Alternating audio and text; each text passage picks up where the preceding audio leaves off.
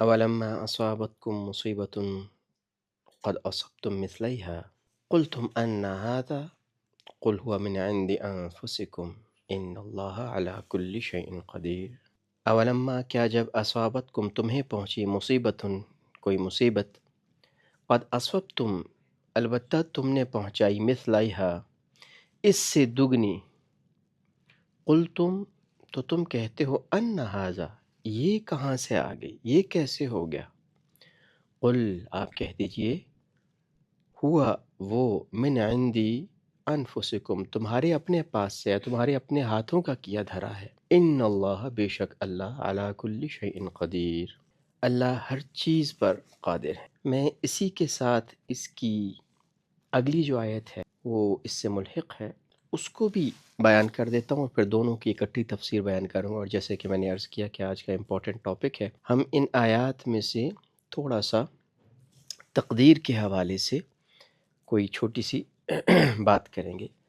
وما اور جو کچھ اصابکم تمہیں پہنچا یوما اس دن، التقا جس دن آمنے سامنے ہوئی، مٹ بھیڑ ہوئی، لڑیں، الجمعان دو جماعتیں، فبإذن اللہ تو وہ اللہ کے حکم سے تھا، ولیعلم اور تاکہ اللہ معلوم کر لے، وہ معلوم کر لے المؤمنین ایمان والوں کو۔ اب یہ دو آیات ہم نے پڑھی۔ پہلی آیت میں اللہ جل شانہ فرما رہے ہیں قل ہوا من عند انفسکم، یہ امپورٹنٹ ٹکڑا ہے، قل ہوا من عند انفسکم، یہ کہہ دیں ان سے، اے رسول صلی اللہ علیہ وسلم ان سے کہہ دیں کہ یہ تمہارے اپنے ہاتھوں کی، یہ تمہاری اپنی طرف سے آئی ہے، یہ جو مصیبت آئی ہے یہ تمہاری وجہ سے آئی ہے، تمہارے اپنے ہاتھوں کی کمائی ہوئی۔ اور اسی سے ایگزیکٹلی اگلی جو آیت ہے اس میں اللہ جل شانہ کیا فرما رہے ہیں، فَبِإِذْنِ اللَّهِ یہ اللہ کے اذن سے، اللہ کی مرضی سے، اللہ کے حکم سے ہوئی۔ تو بظاہر یہ دونوں باتیں کنفلکٹنگ لگ رہی ہیں، لیکن اسی کو ہم سمجھیں تو ہم تھوڑا سا تقدیر کو انڈرسٹینڈ کر سکیں۔ تو بات جیسے کہ چل رہی ہے غزوہ احد کی، تو اللہ جل شانہ اس میں بہت کلیئرلی ہمیں بتا رہے ہیں کہ پریشان ہونے کی ضرورت نہیں ہے۔ جو ابھی ساری وہ بات چل رہی تھی کہ مسلمانوں کو ظاہر ہے کہ دکھ پہنچا، زخم پہنچا، تو اللہ فرماتے ہیں کہ جو تمہیں مصیبت پہنچی ہے تو اس سے دگنی مصیبت تم آلریڈی پہنچا چکے ہو۔ یعنی غزوہ بدر کے اندر اکثر مفسرین نے کہا کہ غزوہ بدر میں مسلمانوں نے اس سے دگنی مصیبت جو ہے ان کو پہنچائی۔ 70 کے قریب جو تھے وہ کفار مارے گئے تھے اور 70 کے قریب قیدی بنے تھے۔ ایک اس لحاظ سے ہم کہہ سکتے ہیں کہ وہاں ان کو ڈبل نقصان ہوا، 70 مارے گئے، 70 قیدی بنے۔ مسلمانوں میں کوئی قیدی تو نہیں بنا تھا، کوئی قیدی نہیں بنا تھا۔ اور کچھ مفسرین نے اس کو دوسری طرح لیا ہے کہ غزوہ بدر میں بھی آپ نے 70 ان کے مارے، اور غزوہ احد کے بھی شروع کے اندر ان کے بہت سے لوگ قتل ہوئے۔ اور غزوہ احد کے شروع میں پانسا پلٹنے سے پہلے کفار کو شکست ہو چکی تھی، وہ اپنی لاشیں اور اپنی جو تھا وہ سارا کچھ چھوڑ کے بھاگ رہے تھے۔ تو قد اصبتم مثلیہا تم نے دگنی، جتنا تمہیں نقصان پہنچا ہے اس سے دگنا نقصان تم آلریڈی پہنچا چکے ہیں۔ تلک ایام نداولها بین الناس، یہ تو اللہ بدلتے رہتے۔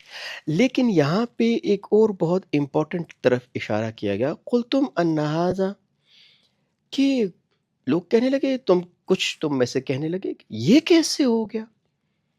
یعنی اس میں کچھ مفسرین نے یہ فرمایا کہ نبی صلی اللہ علیہ وسلم جب تھے درمیان میں تھے، اور لوگوں نے، کچھ کمزور ایمان والوں نے یا منافقین نے کہنا شروع کیا کہ یہ کیسے پاسبل ہے کہ اللہ کے نبی، سچے نبی موجود ہوں اور شکست ہو جائے، یہ کیسے ہو سکتا ہے۔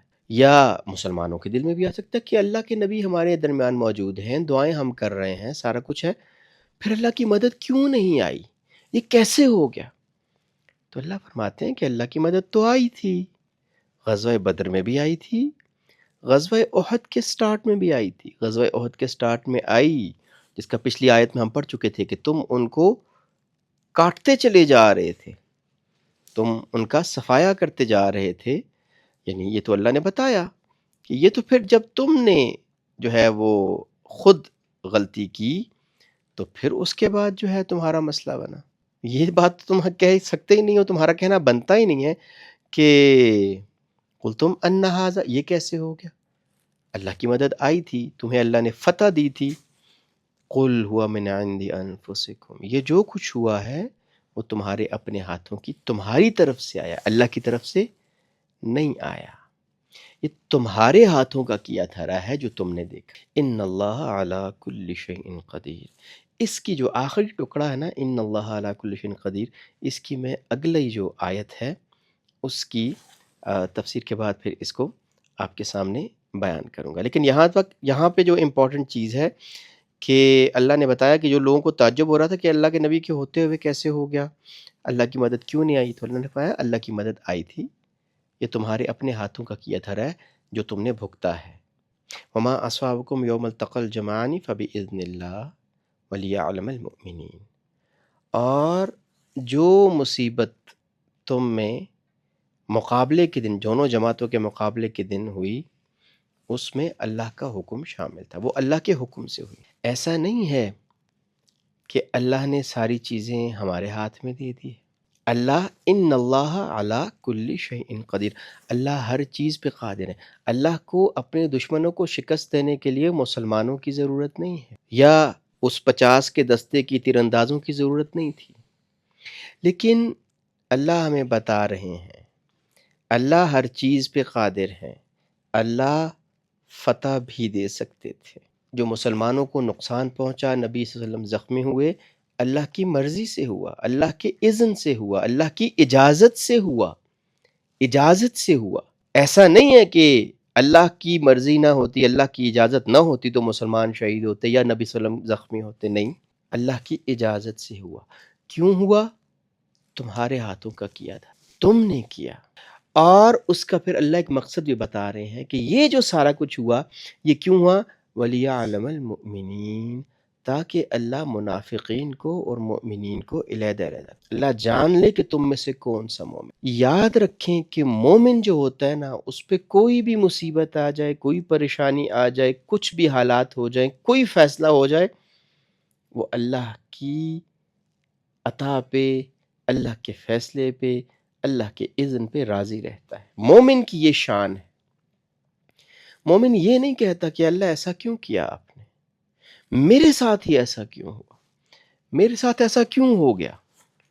مومن کی یہ شان نہیں ہے، مومن اس قسم کی بات نہیں کرتا. تو اللہ نے مصیبت بھیجی، دکھ بھیجا، پریشانی بھیجی، نبی صلی اللہ علیہ وسلم کو بھی زخمی کروا دیا تاکہ مومنوں کا پتہ چل سکے مومن کون ہے اور منافق کون ہے. کون اپنی تدبیروں پہ بھروسہ کرتا ہے، کون یہ کہتا ہے کہ اگر میری بات مان لی جاتی تو آج یہ حالات نہ ہوتے، اور کون ہے جو کہتا ہے کہ جو کچھ بھی ہوا وہ میرے رب کی مرضی سے ہوا، اسی میں بہتری ہے، اسی میں حکمت ہے.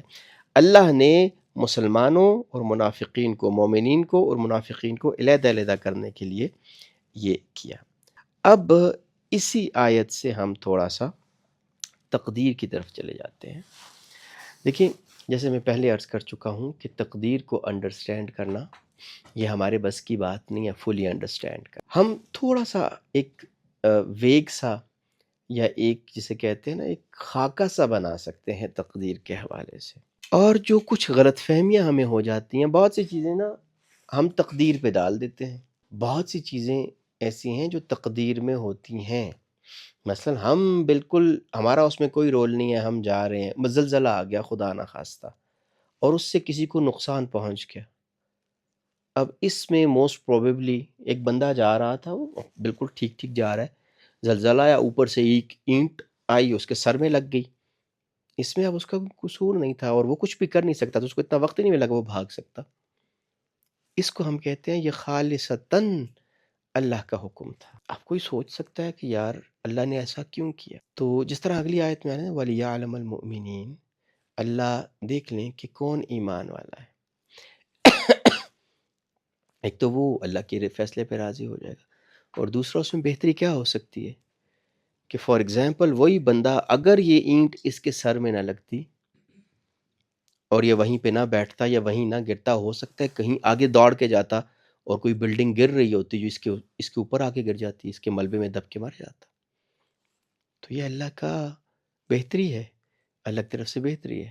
یا فار ایگزامپل کوئی بلڈنگ نہیں گری، یہ بندہ اسی وقت اگر آگے جاتا تو ایک بہت تیز رفتار گاڑی آ رہی تھی جس کی بریکس فیل تھیں، اور وہ اس کو ہٹ کرتی اور یہ ٹانگیں توڑ دیتا اپنی یا مر جاتا. ہم نہیں جانتے، اللہ جانتے. ان اللہ علی کل شیء قدیر، اللہ ہر چیز پہ قادر ہے. یوں سمجھ لیں، اس کے دو لحاظ سے دیکھ لیں کہ اللہ کو کوئی ضرورت نہیں تھی کہ اگر ہم نے کوئی غلط کیا تو پھر ہمیں سزا ملنی تھی. اللہ قادر ہے کہ اس کو بھی معاف کر کے ہمیں پھر بھی فتح دے دیتے. اور ہماری عصیتم جو تھا، فشلتم و تنازعتم و عصیتم کے باوجود اللہ فرشتوں کو واپس نہ بلاتے، اور مسلمانوں کو پھر بھی فتح ہی ہوتی رہتی. لیکن اللہ کے ہر کام میں حکمت ہوتی ہے. لیکن یہاں ہم جس پہ کرنا چاہ رہے ہیں وہ ہے قل ہوا من عند انفسکم، یہ تمہارے اپنے ہاتھوں کی وجہ سے. قرآن میں کئی جگہ پہ آیا ہے کہ جو کچھ مصیبت تمہیں ملتی ہے وہ تمہارے اپنا کیا دھر ہے، تمہارے اپنے ہاتھوں کا کیا دھر ہے. تو اکثر علماء یہ فرماتے ہیں دیکھیں تقدیر لکھی جا چکی ہے، یہ ہم سب کا ایمان ہے. یعنی ایمان کے بنیادی عقائد میں سے، بنیادی ایمانیات میں سے ہے تقدیر پہ ایمان رکھنا، کہ جو کچھ ہمارا ہے وہ اللہ نے آلریڈی لکھ رکھا ہے. ہم نے کتنا رزق کھانا ہے، ہم نے کتنی عمر جینی ہے، اور باقی جو معاملات ہیں وہ آلریڈی لیکن وہ ان میں سے جو موسٹلی کام ہیں وہ ہم خود کرتے ہیں. مثلاً اس کی بہت سمپل سی آپ کو ایگزامپل دے دیتا ہوں. یعنی پھر لکھا ہوا کیا ہے، دو قسم کی سوچیں ہیں، ان کو ذرا انڈرسٹینڈ کر لیجئے. ایک سوچ یہ ہے کہ ہم جو کرتے ہیں وہ اس لیے کرتے ہیں کہ وہ ہماری تقدیر میں لکھا ہوا ہے. ایک یہ سوچ ہے، یعنی تقدیر تو لکھی ہوئی ہے، اس پہ تو ہم سب کا ایمان ہے. ہمارے پیدا ہونے سے، اس دنیا کے پیدا ہونے سے 50,000 سال پہلے اللہ نے سارے انسانوں کی تقدیر لکھ دی. اور جب انسان اپنی ماں کے پیٹ میں ہوتا ہے، 4 مہینے کا ہوتا ہے، تو فرشتہ آ کے جب روح پھونکتا ہے اس وقت وہ لکھ دیتا ہے کہ اس کا رزق کتنا ہوگا، یہ یعنی کتنی عمر اس کی کتنی ہوگی، اور اس طرح کی چیز وہ لکھ لیا جاتا ہے. تو پھر ہم ساری زندگی جو عمل کرتے ہیں وہ اس لیے کرتے ہیں کہ جو لکھا ہوا ہے ہم اس کے اگینسٹ عمل کرتے رہتے ہیں. ایک یہ سوچ ہے، یہ غلط سوچ ہے. لکھا ہوا ضرور ہے لیکن ہم اپنی مرضی سے عمل کرتے ہیں. میں اس کی ایک سمپل ایگزامپل آپ کو دوں. یعنی یوں سمجھ لیں کہ اللہ کا علم کامل ہے، اللہ کو پتا ہے کہ کس لمحے میں، کس سچویشن میں، کس سٹیج پہ ہم کیا کریں گے، تو اللہ نے وہ پہلے لکھ لیا. لیکن ہم جو کرتے ہیں وہ اللہ نے ہمیں اختیار دیا، وہ اپنی مرضی سے کرتے ہیں. لیکن جو ہم کرتے ہیں اپنی مرضی سے جو کرتے ہیں وہ اللہ کے علم میں تھا پہلے ہی کہ ہم ایسا کریں گے، اور اللہ نے وہ لکھ دیا تھا. مثلاً اذان کی آواز آئی، مغرب کی اذان کی آواز آئی، اللہ کے منادی نے کہا حی علی الصلاۃ، آؤ نماز کی طرف، حی علی الفلاح، آؤ فلاح کی طرف. اب دیکھیں نماز کے لیے یہ ڈیسائیڈ کرنا کہ میں نے نماز پڑھنی ہے یا نہیں پڑھنی، یا اٹھ کے نماز پڑھنی، یا اس چیز کو اگنور کر کے اپنے کام میں، اپنی جس بھی مشغلے میں لگے اس میں لگے رہنا، یہ ہمارے اپنے اختیار میں اللہ نے ہمیں دے دیا ہے. اللہ کے منادی نے آواز لگا دی، اب اللہ نے ہمیں کھلا چھوڑ دیا. ٹھیک ہے، اللہ نے ہمیں کھلا چھوڑ دیا.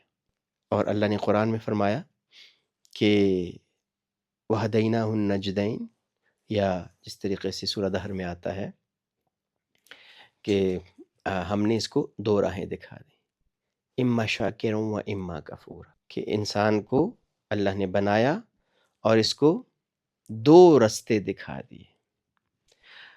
اس کی مرضی ہے کہ وہ شکر والے رستے پہ چلے یا کفر والے رستے پہ چلے. تو اللہ نے ہمیں مرضی دے دی. یعنی جو کچھ ہم کرتے ہیں وہ اپنی مرضی سے کرتے ہیں، اور اللہ کو پتہ ہے کہ ہم کیا کریں گے، تو اللہ نے وہ پہلے لکھ دیا۔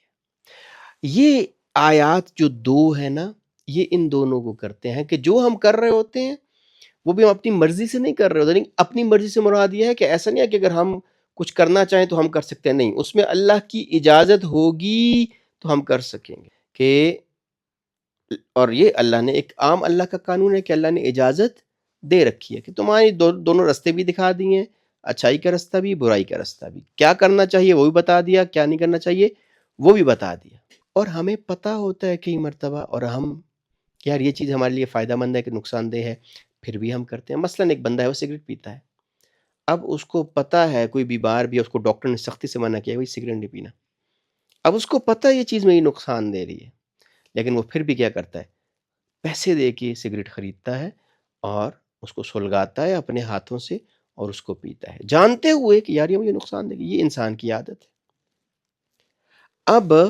اب اس چیز کو انڈرسٹینڈ کرنا ضروری ہے کہ یہ اللہ نے ہمیں اختیار دیا، ہوتا پھر بھی اللہ کے حکم سے۔ مثلاً قل ہوا من عند انفسکم، کہہ دیجئے کہ یہ آپ کی اپنے ہاتھوں کی کمائی ہے، اپنے ہاتھوں کی کمائی ہے، یہ آپ نے خود جو کچھ کیا نا، آپ نے خود کیا ہے۔